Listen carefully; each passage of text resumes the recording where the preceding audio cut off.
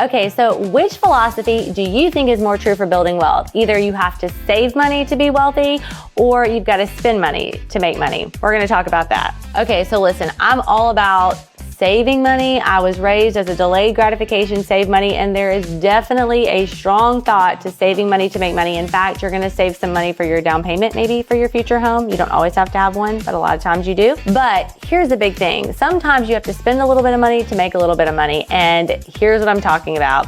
For sale by owner.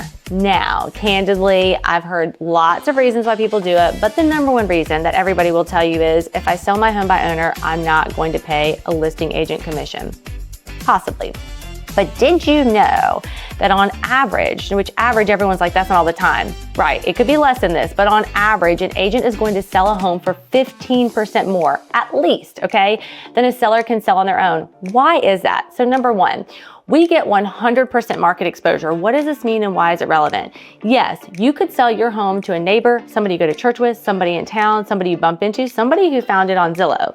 But the reality is that's not necessarily hitting every strong buyer in the marketplace. And you don't just want a buyer for your home, you want the one who's willing and able to pay top dollar. So agents are able to present your home to everyone with correct marketing and then find the buyer who's gonna pay the most and offer the best terms. That's number one. Number two, so I'm gonna tell this one with a cautionary tale. Very sad story-ish, not for my buyer, but for the seller. Sellers often don't realize that even if they're self-representing, they are still responsible for the law and they are still responsible for performing just like a represented seller would do. But oftentimes they don't understand contract law, what we call specific performance of like what's expected, what a buyer customarily should receive, what a seller should customarily receive, who's responsible for what and what they pay for. So I had a client a couple years ago who did a home inspection and honestly ran the seller through the ringer. To be candid, in a normal situation, a seller would have maybe addressed things that would have totaled $2,500.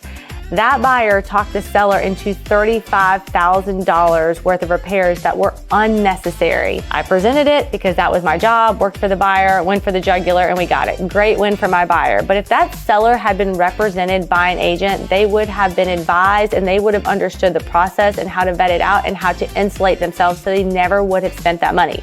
So when it was all said and done, one, that home sat on the market for a while, so we made a much lower offer on it.